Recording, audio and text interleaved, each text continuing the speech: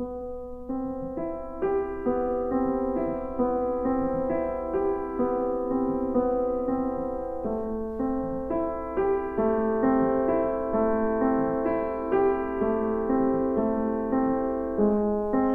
joined right now by the wonderful pianist Simone Dinnerstein, who is talking to me from, I assume, from your home in Brooklyn. Yes? Yes, I am. Yep. Well, it's wonderful to have you back on the program today. You have an album coming out a little bit later in September. It's called A Character of Quiet. It pairs the music of Franz Schubert, his last piano sonata, with some of the etudes by Philip Glass. Let me just start by saying that I love the fact that you've paired these two composers. I mean, they share some similarities, not the least of which is that they were born on the same day, January 31st, in separate centuries. But there's something about the music here that really speaks to kind of the inner voice. And this is an album that was born of the pandemic. I wonder if you can talk about how this album came to be and how you decided to put these composers together in the same space.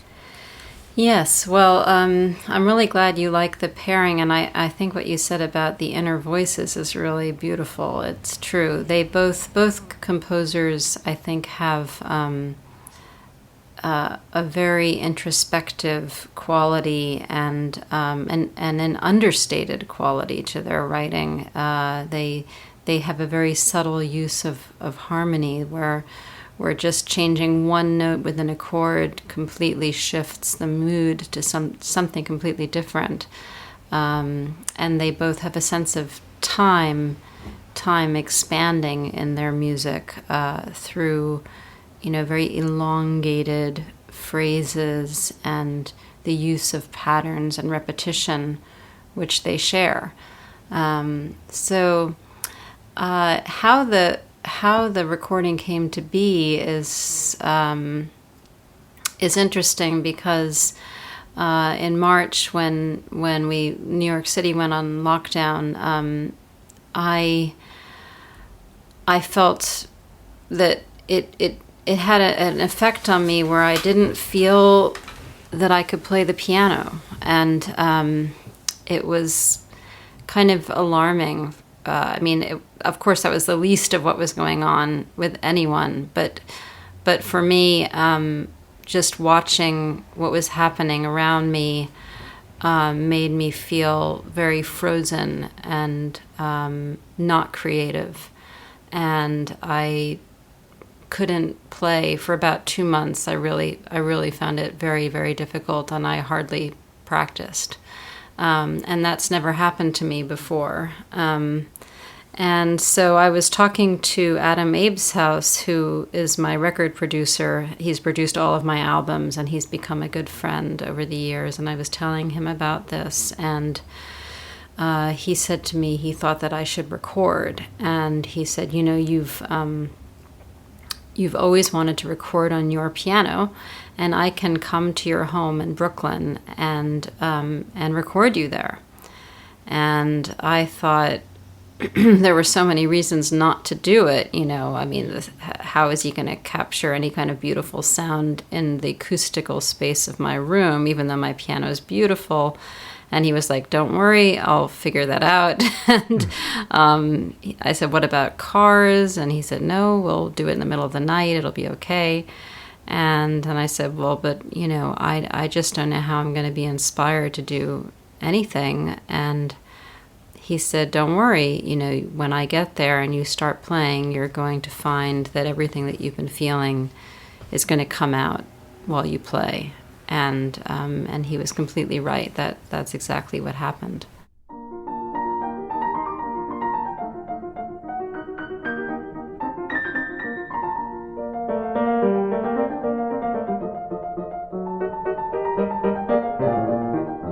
Well, we should point out Adam Abeshouse is, one of the best music producers in the business going. I mean, he really worked a miracle. As much as you bring your artistry to this recording, I think his artistry is evident as well. Oh, yes. I mean, it was actually a very interesting I'm fascinated by the recording process, and we've now done, I think this is our 11th album together. And what's so funny about it is that I don't know if this is of interest, but I mean, the placement of the mics, it turns out that I seem to always want it exactly the same way.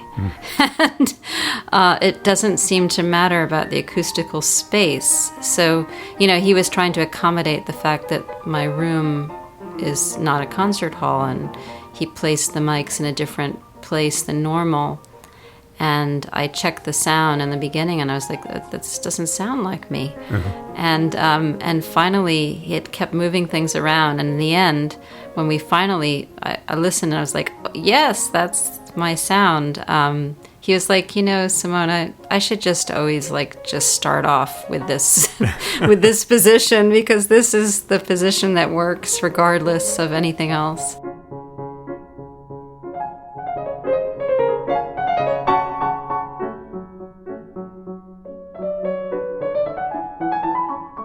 You talk about recording it at night, things we don't necessarily think about, street noise and sirens and things like that. I mean, New York is a fairly loud city, even at night. I mean, did you face any challenges in making this recording that you wouldn't face in the studio?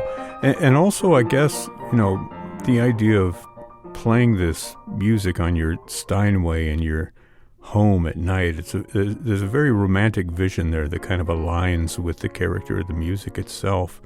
What was that experience like for you? Well, certainly I think that that Schubert's sonata was meant to be played in a room. I think his music has an intimacy to it, and a private nature to it that perfectly suits playing it at home.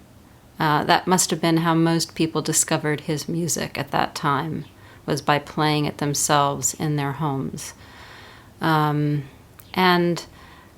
for me, I was actually concerned about what it was going to be like to record in my house, because there's a certain kind of stimulation you get by being in a concert hall. I always record in concert halls. I don't record in studios, because I like the sound of the hall. I like to hear the sound come back to me in the acoustical space of the concert hall, and I find that very inspiring. So all of my recordings have been done in that way.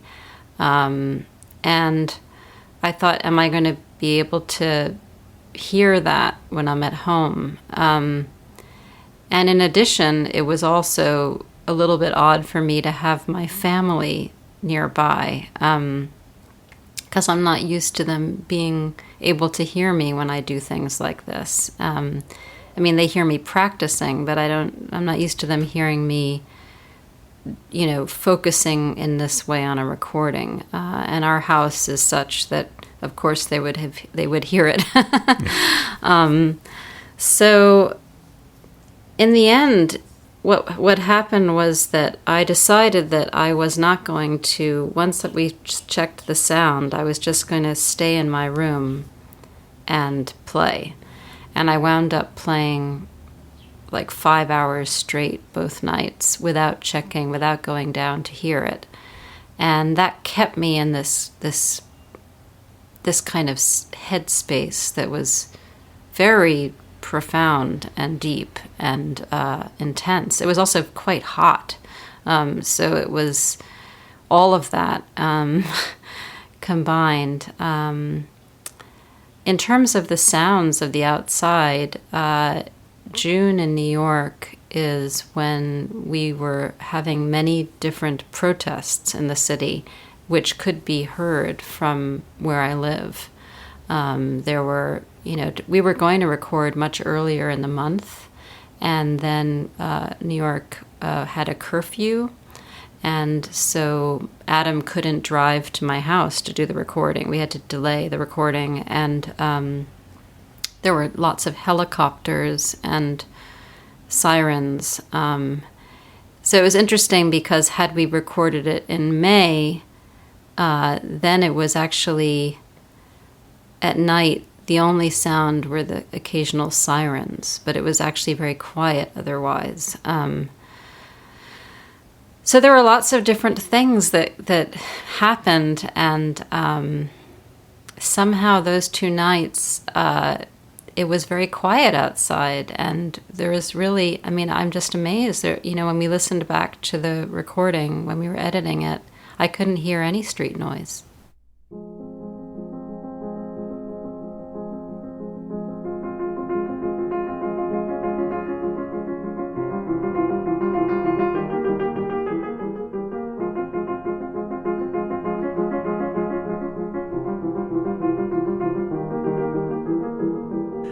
Let's talk a little bit about Philip Glass. I mean, he wrote a piano concerto for you. These etudes he wrote, I guess, starting in the 1990s. There are, 20 of them altogether, I think?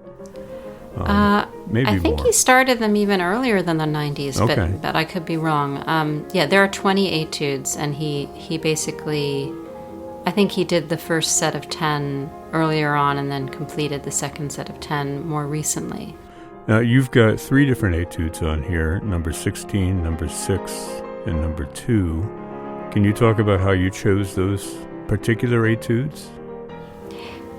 Yes. So I, starting back in, I think, 2016, I decided to make a recital program juxtaposing the music of Schubert and Glass. I had an instinct that there was a deep connection between their music. And so I listened to pretty much everything that Glass wrote for the piano.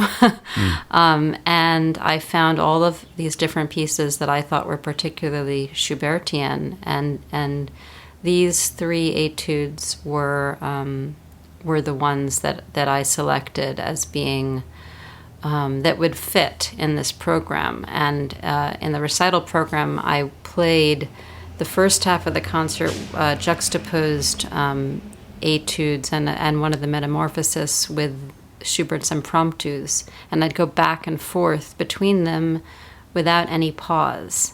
And then the second half of the concert was his etude number 2, followed immediately without pause by the B-flat Schubert sonata.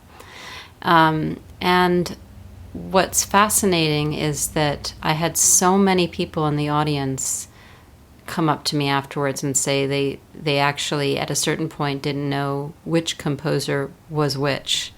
And recently I was talking to Richard Guerin, who's from the Orange Mountain Music, which is Philip Glass's record label. And they've released this CD. They will be releasing this CD. And Richard said he was talking to Philip Glass about this recording. And Philip said he was listening to it, and that at a certain point he was listening and he thought, did I write that? And then he realized it was the Schubert. And I thought that was really just fabulous because, there is a real deep link. Yeah, I've often thought of Schubert as sort of the original minimalist, especially with his songs and the strophism that he uses and the alternation between major and minor keys. Yes, definitely. You've talked a little bit about that Schubert sonata. I mean, it's his final sonata. He died very young, as we know. Finished it just a couple of months before his death. A lot of people think of it as kind of almost speaking to, the looming shadow, the specter of death. How would you characterize that piano sonata of Schubert? Yes, I know a lot of people focus on that. I mean, in general, I tend to avoid trying to interpret how somebody's personal life is connected to their art. I mean, just to start with, the scale of the piece, it's a huge piece. Yeah. And it feels like a real journey, and it also feels like he thought of the four movements as one whole, without a doubt. Like, I feel that, I don't always feel that about people's sonatas, most composers' sonatas. But this sonata has a feeling that from the first note to the last note, there's a connection. And what's interesting about the first movement is that while it's in the key of B flat major, there's something incredibly poignant about it. And I always find music that is poignant in a major key or sad in a major key particularly alluring. I think that's, I don't know. I've always been grabbed by music like that. And this sonata is one of those kinds of pieces, that movement in particular, where you can't quite tell. The character is shifting so much that every time you revisit that opening, it happens 3 times because you have this big repeat, and then you have it in the recapitulation. It comes back yet again, and in that time he changes it ever so slightly. It's these little changes that just make you feel like almost like you're looking at your life in a completely different way, depending on where in the road of your life you're in. And it's hard to talk about music, isn't it?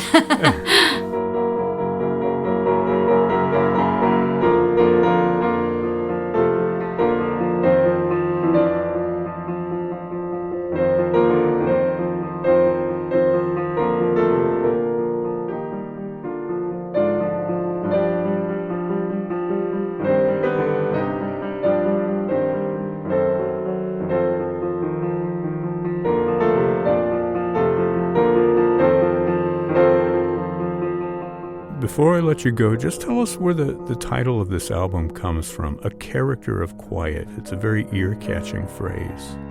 Yes, that's a line from William Wordsworth's epic poem, The Prelude, which is this huge autobiographical poem that I was reading at that time. And this particular passage is dealing with getting away from the busyness of life, being alone, and the kind of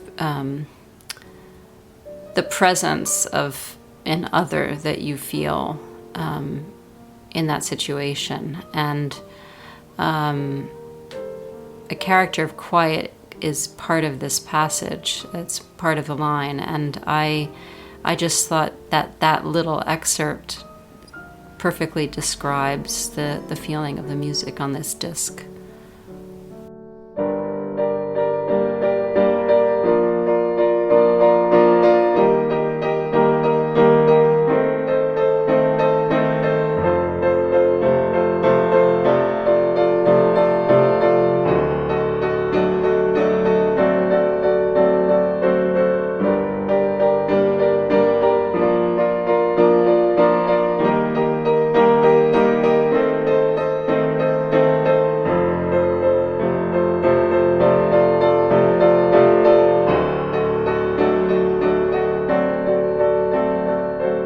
I've been speaking with pianist Simone Dinnerstein, whose new album, A Character of Quiet, is coming out from Orange Mountain Music. The release date is September 18th, music of Philip Glass and Franz Schubert. Simone, thanks for this album. Thank you for your artistry, and thank you for talking with us about this album. Thank you. It was so lovely to speak with you, Brad.